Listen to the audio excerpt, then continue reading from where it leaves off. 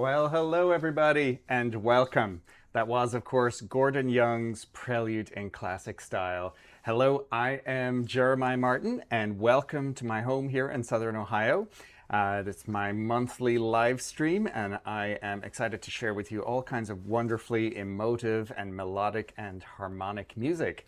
So Gordon Young, which we heard there, he is a very famous American composer, and that's a piece that I didn't know until I came to this side of the Atlantic. It's perhaps his most famous work, the Prelude in Classic Style, and it's wonderfully uplifting. I think a great way to start this program, where the music is going to feature uplifting tunes and just expression through music. But I also wanted to take a moment to acknowledge how music is a language and how it transcends time and space and countries and brought me and so many of you together. It's just so wonderful that you're here sharing this music with me today. We're going to hear some pieces, as I brought this program today, from friends that I have met through music across the planet. And in fact, the next arrangement, I think I saw there in the chat, Maurice Coates. Hi, Maurice. We're going to hear an arrangement that he wrote and sent to me. This is another wonderfully emotive piece of music. It is the Cantique de Jean Racine by none other than GABRIEL FAURÉ. And amazingly, he wrote this when he was just 19 years of age. And he dedicated it to CÉSAR FRANCK, whom we're also going to hear from later in the program. So let's listen to Cantique de Jean Racine.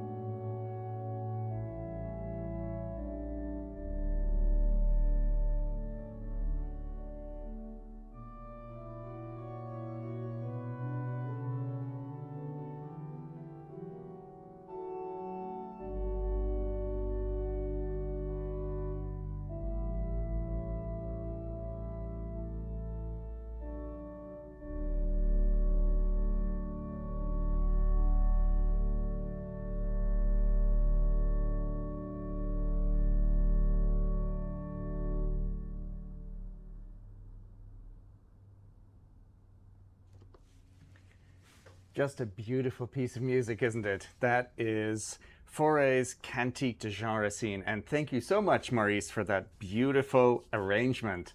So with that, I'm going to take a moment to see who's here. Thank you all for tuning in today. I see a number of friendly faces here. Now, let's see if my fun technology is working today. It looks like it may be, but there we go. There is actually something else misbehaving. But I'm not sure if I can get it to behave the way in which I want to. Let me just toggle something here and see if that will go away. Nope.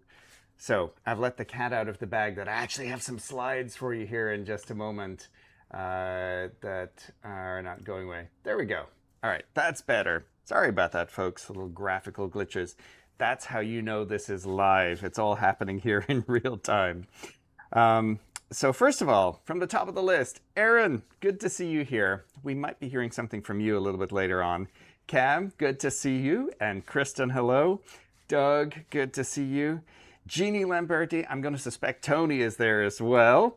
I'm here. Hello, Jill, Joyce, and Dave. Thank you for tuning in. And Maurice, of course, wonderful to see you here. Thank you again for that beautiful arrangement. Really, really wonderful. Michelle, thank you for tuning in. Razbaz, hello, how are you? And we have RIEN SCHALKWIJK here. Thank you so much for tuning in, RIEN. We might be hearing some more from you in a little bit too. I have Rick and Debbie, hello. Sean Pierre, good to see you. Dr. Stanley Workman, we need to get you over here to this console. As you mentioned, you're just a couple of blocks away, so we'll have to rectify that in due course. Stuart Gaskell, good to see you. Tim Van Eldren, hello. I know that's Christian, Expian, and Zhanghua. Thank you so much for tuning in. Well, I really appreciate you all being here today. So now I am going to attempt to get to that slide deck I was going to show you. Let's see if I do that. There we go. How strange. It decided to not be there, and now it is. Anyhow, we're looking at a CD cover. As you know, I love sharing music that is rare, not commonly heard. So this is a CD I've had in my collection for some time, and I'm not entirely sure why it popped up to the surface of my brain here recently, but then I was wondering. In any event, this is a wonderful recording, and I suggest checking it out, and there's some others of these. This is Jean Guillou, the famous French organist, and he recorded works for double piano. What's a double piano, you ask? Well, turns out before we had Hauptwerk and these wonderful digital systems and the ability to practice organ at home like this, it was commonplace to have pedal harpsichords, and indeed there was a period of time that pedal pianos were popular for home practice. Mendelssohn had one, and the Schumanns, Clara and Robert, they rented one, and the intention was just to use it for practice, but he actually became rather obsessed and wrote several pieces of music for the instrument. Of course, it fell out of popularity, but these are some pictures of what these instruments might have looked like. The one on the left is a pedal piano that was sold here in the United States. On the right, you can see the example of an attachment. I think this is fascinating. It's a upright piano with a pedal board that is turned around, so the pedals are kind of backwards so they could slot in behind the piano bench and sit next to the grand piano. But I do recommend, and I'll post links to all of this in the description after the show, but Diana Robinson has recorded several of the Schumann works for pedal piano. This is him at his personal Henry Miller instrument. A fascinating piece of history regarding that instrument. The pedal board actually folds up, so it remains mechanically attached, but it folds up out of the way. So if you just want to, not practice your organ music at home. Nevertheless, as I said, we are going to hear some pedal piano music because technology and I love insanity. So in the background here on this machine that you see up to the right, I am running a digital audio workstation. This is how I do some of the backing tracks and effects. And in that, I have an instance of Pianotech, which is a modeled digital piano available for PC and certainly worth checking out. And I think over the next several months, I'm going to explore some of these pieces myself.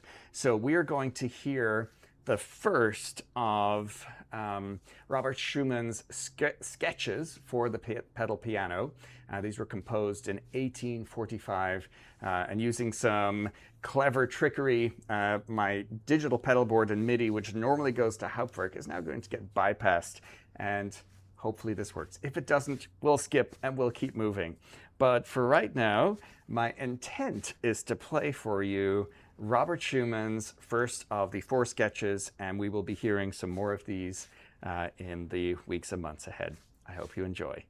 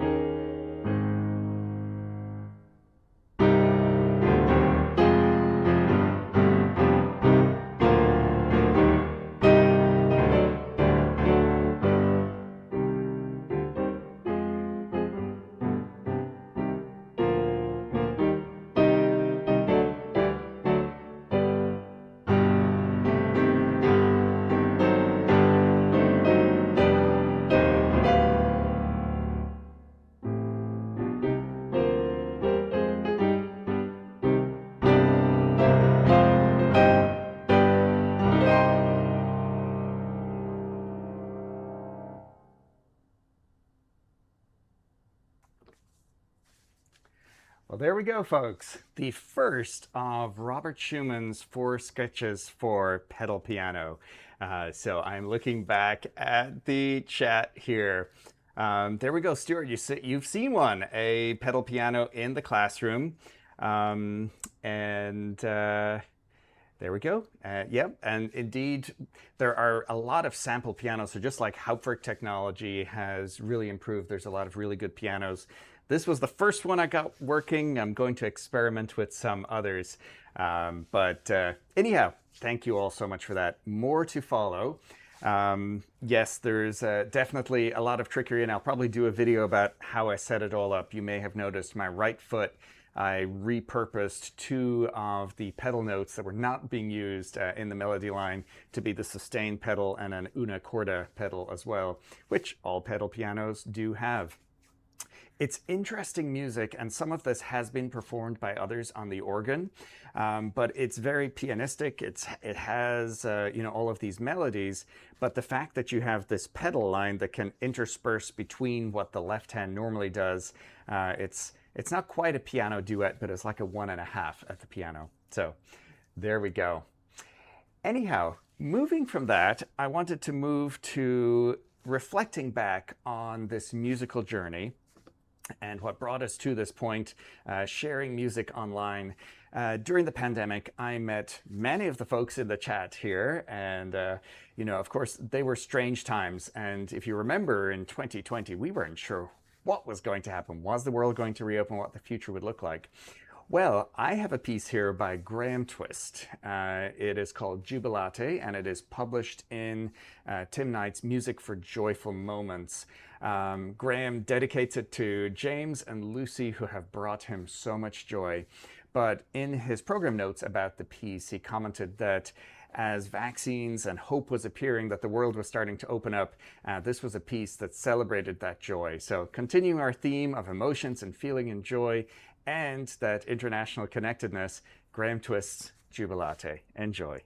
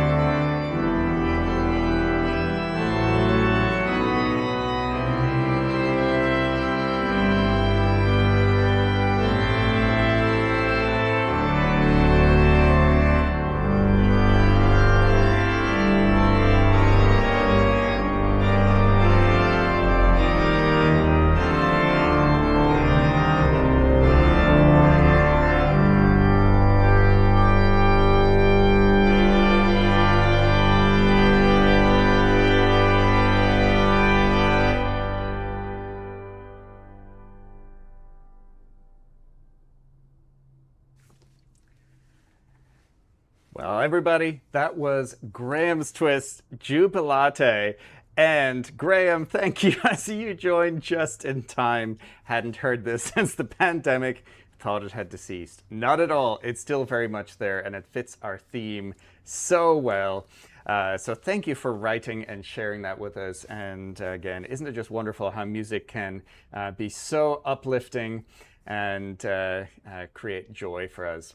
So speaking of creating joy, as I was putting this program together, I was chatting with various people, and RIEN reached out to me and sent me a couple of his compositions, and I'm excited to share one of those with you now. If you don't know RIEN SCHALKWIJK, I suggest you go check out his channel. Again, I'll have links in the description after the program. But RIEN is a very talented musician and composer and organist from the Netherlands. Very frequent uploads, very prolific. I'm not sure how he does it all and balances work and family.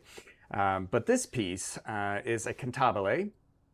He's written a number of these, and this one is simply titled A Rainy Day. And I love that RIEN has given us performance instructions. He says, play it fast, play it slow, play it bold or play it quiet, jazzy, rubato, or strict. I wrote the canvas. It is you who creates music from it. I love that. You know, that is the relationship between the person who first brings music from the ether and puts it on paper and then sends us that paper, and then we as performers bring that to life. So RIEN has explicitly asked us to do that. So in any event, this is RIEN's Cantabile number 21, A Rainy Day, and I hope you enjoy.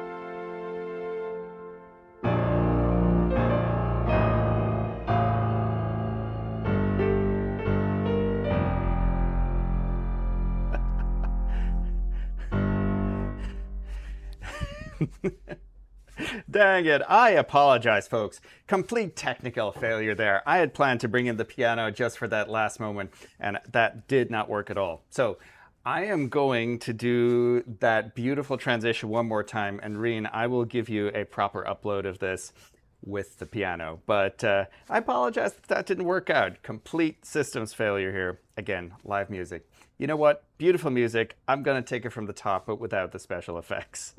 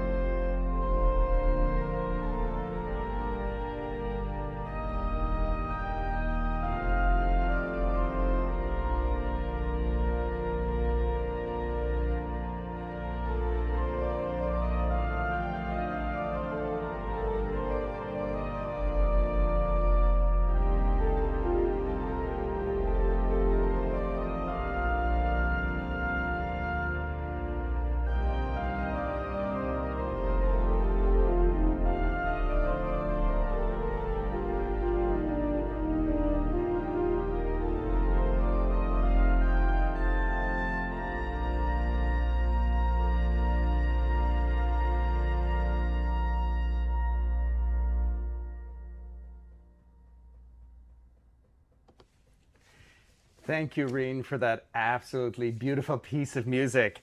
You know, if I had a producer, I probably would fire him right about now. So I guess that means the show's over. Anyhow, beautiful piece of music. And I saw Aaron's comment as we passed there. Yes, rain check on that last. But again, it's how you know it is live. So speaking of which, I was just taking a quick look to see some newcomers in the chat. I acknowledged Graham was there, so wonderful to see you. And certainly if I've missed anybody or if you drop by and you haven't said hi yet, do drop by in the chat, say hello. It's a wonderful community of international musicians and music lovers, and it's just really special to be able to share this time together. So from one cantabile to another. I mentioned earlier that Gabriel Fauré wrote his Cantique de Jean Racine and dedicated it to César Franck. A few years ago here, it's all archived online, Dr. Stanley Workman got us all together and we played his 12 big pieces over a 3-day Francathon. Well, I'm not going to play all 12 of them, but there's one that's very relevant, and it's his Cantabile. And it is from his Trois Pièces from 1878. It was written for the Cavaille Call at the Trocadero. And it just, Cantabile means in a singing style. So this is a beautiful piece. I love how the registration is quite simple. He uses principals and diapasons on the middle manual to set the tone. And then it's a dialogue between this wonderfully expressive trumpet, which, again, this Tewkesbury instrument really does a good job with this piece. And again, shout out to Richard McVeigh and Beauty and Sound and the fact that I get to play Tewkesbury here and be part of this project, also part of our international musical collective. So, César Franck's Cantabile.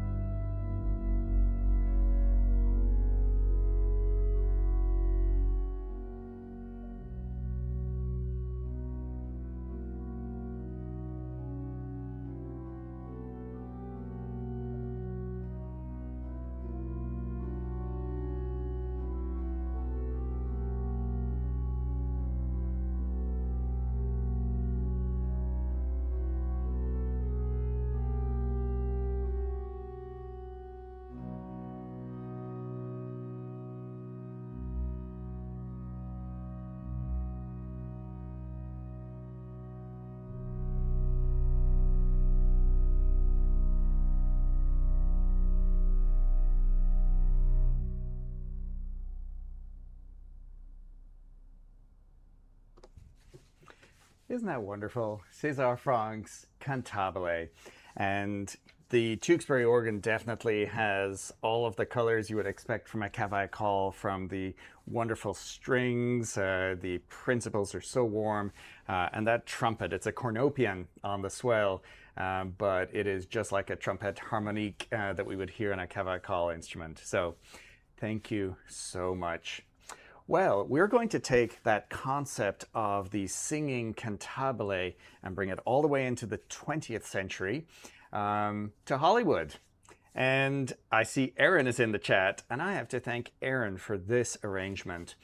We're going to hear Bernard Herrmann's score. It's from the movie, Hitchcock's movie, Vertigo. And this is the Scène d'amour from that movement, arranged for the organ by none other than Aaron Shows. I hope you enjoy.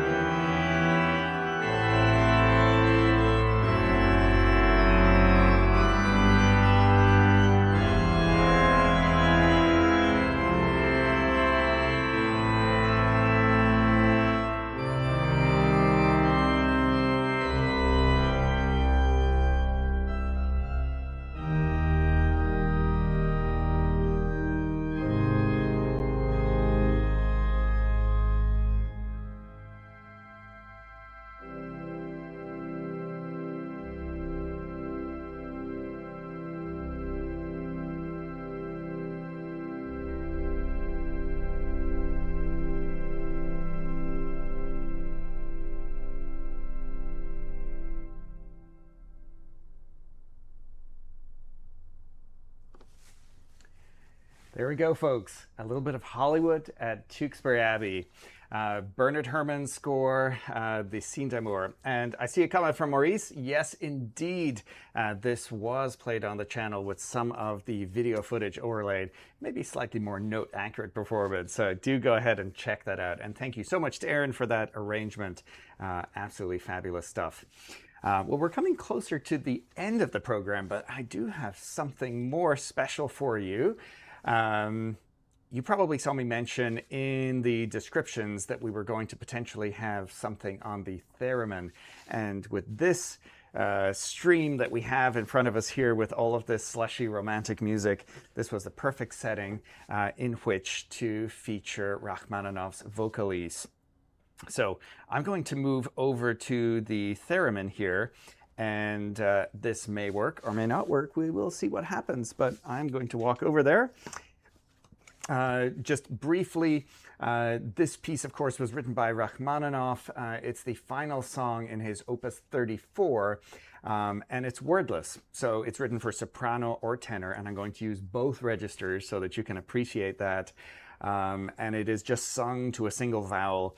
I have an orchestral backing track thanks to Cubase and some other sample libraries, but let me move over and see what happens. So the good news is that appeared to work. So let's see what happens over here. So just getting all of the technology in order. I have that ready. And I'm just going to check my tuning first.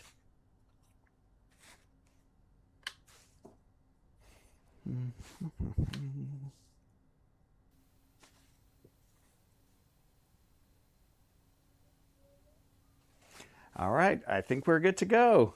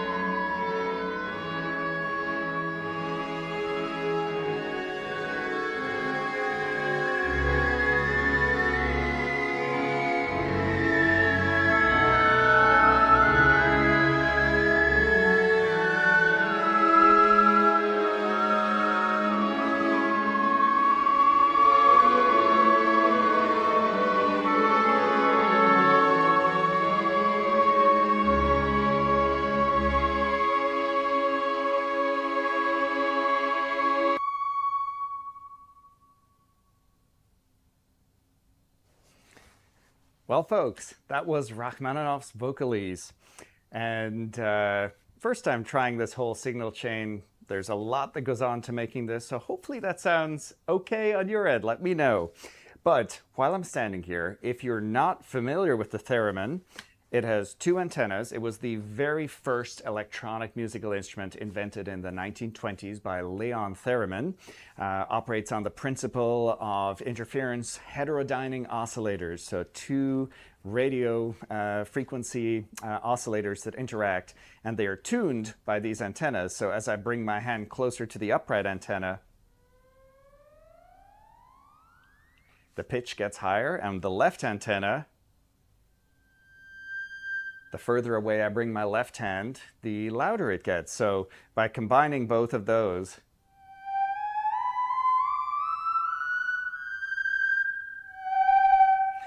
you can play. It takes a little bit of practice, and there's no frets or strings or anything else, so always a theremin player looks somewhat frozen in time.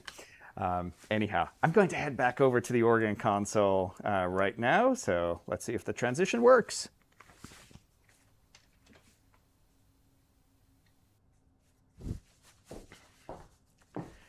And I'm back, like magic. Look at that. There we go. So I'm looking at the comments there. Thank you guys so much. Thank you for all the applause. And yes, Sean, definitely space music, and worth looking at the history of the instrument, but certainly in the middle of the last century, think about The Day the Earth Stood Still and many of the sci-fi scores. Please do not touch the merchandise, Aaron. Yes, absolutely. You know, that's one thing about purchasing a used theremin. It should never have been touched, theoretically. Anyhow, I've got our final piece this evening. This is, actually, I see a couple of names have joined us. Just wanted to say hi to Matt Leach. I think I saw Sean jumping in there. Let's see, Kristen, hello, and Barbara and George Coulomb, thank you for all tuning in. Anyhow, my final number tonight, or today, perhaps tonight, depending on where you're tuning in, is Dubois' Toccata from his Douze Pièces for Orgue. Again, this is a very joyful piece of music, and I hope you enjoy.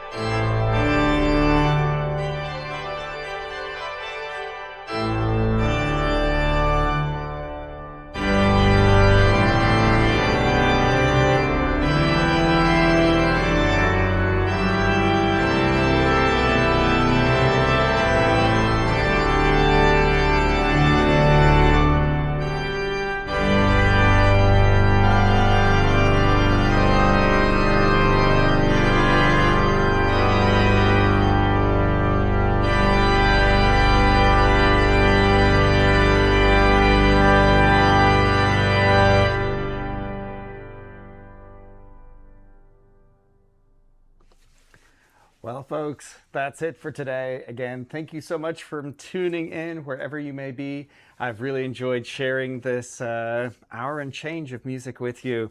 So if you haven't already, subscribe to the channel. I'm going to try and be a little bit more regular with uploading some of the less often heard pieces of music.